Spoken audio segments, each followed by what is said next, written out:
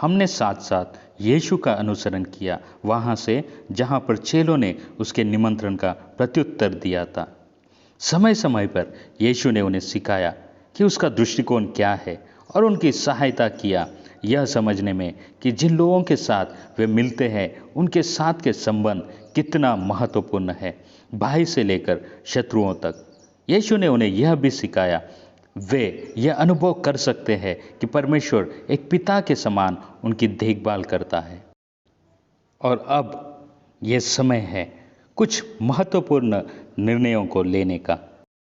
मत्ती 7:12। इस कारण जो कुछ तुम चाहते हो कि मनुष्य तुम्हारे साथ करे, तुम भी उनके साथ वैसा ही करो, क्योंकि व्यवस्था और भविष्यवक्ताओं की शिक्षा यही है।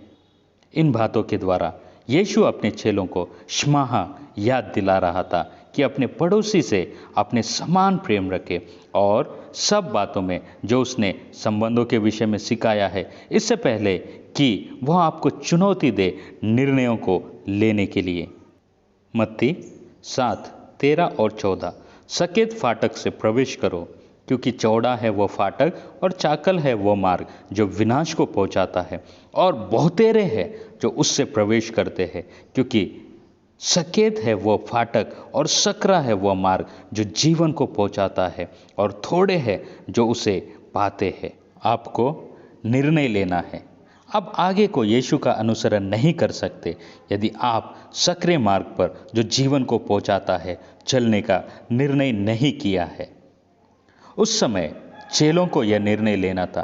अब आप भी इस स्थान पर खड़े हैं कि निर्णय को ले।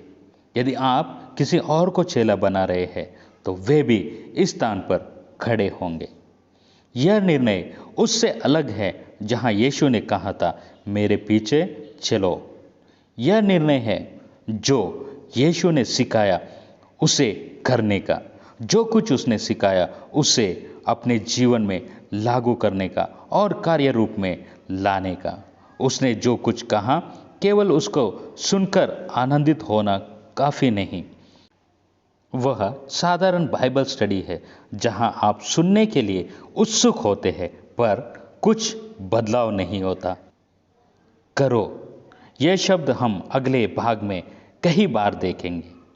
इंग्लिश ट्रांसलेशन में यह शब्द कई अलग अलग शब्दों में लिखा गया है, पर जिस भाषा में नया नियम लिखा गया करो, यह शब्द अनेक बार इस्तेमाल किया गया है। मूल भाषा में पेड़ फल नहीं लाता, वह फलता है।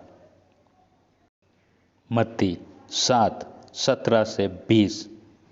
इस प्रकार हर एक अच्छा पेड़ अच्छा फल लाता है और निकम्मा पेड़ बुरा फल लाता है।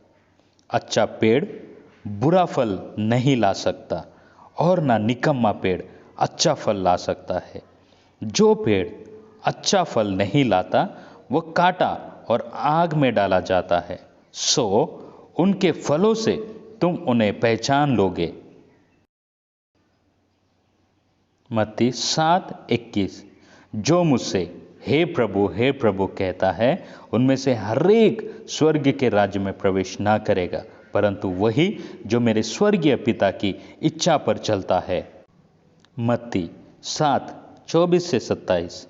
इसलिए जो कोई मेरी ये बातें सुनकर उन्हें मानता है वह उस बुद्धिमान मनुष्य की नाई ठहरेगा जिसने अपना घर चट्टान पर बनाया, और मेह बरसा और बाढ़ें आई और आंधियां चली और उस घर पर ठक्करें लगी, परंतु वह नहीं गिरा क्योंकि उसकी नींव चट्टान पर डाली गई थी। परंतु जो कोई मेरी ये बातें सुनता है और उन पर नहीं चलता वह उस निर्बुद्धि मनुष्य की नाई ठहरेगा जिसने अपना घर भालू पर बनाया, और मेह बरसा और बाढ़ें आई और आंधियां चली और उस घर पर टक्करें लगी और वह गिरकर सत्यानाश हो गया। हम में से सब चाहते हैं कि अपना घर चट्टान पर बनाए। तो चट्टान क्या है? वचन के अनुसार करना, केवल सुनना नहीं पर करना। यीशु की बातों को क्रिया में लगाना।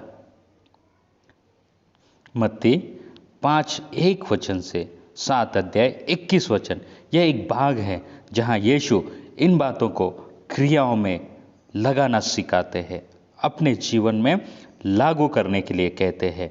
यही राज्य के अनुरूप जीवन शैली जीना है, अच्छे फलों को लाते हुए। यह यीशु की शिक्षाओं को इस बिंदु तक क्रियाओं में लागू करना है। यही चट्टान पर घर बांधना है। क्या आप अभी भी यीशु का अनुसरण करना चाहते हैं?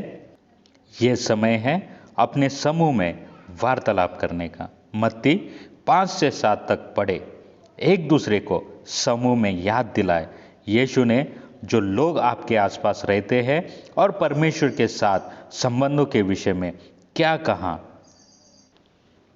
शांत बैठे और परमेश्वर की आवाज को सुने।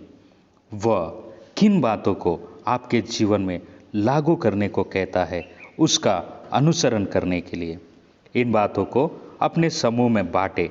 वे आपके जवाबदेही है, भागीदार है और आपके लिए प्रार्थना करेंगे और आपको प्रोत्साहित करेंगे इन बातों को अपने जीवन में लागू करने के लिए।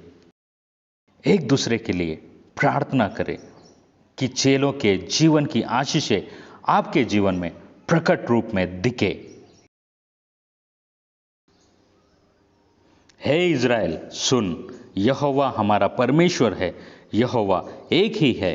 तो अपने परमेश्वर यहोवा से अपने सारे मन और अपने सारे प्राण और सारी शक्ति के साथ प्रेम रखना और अपने पड़ोसी से अपने समान प्रेम रखना।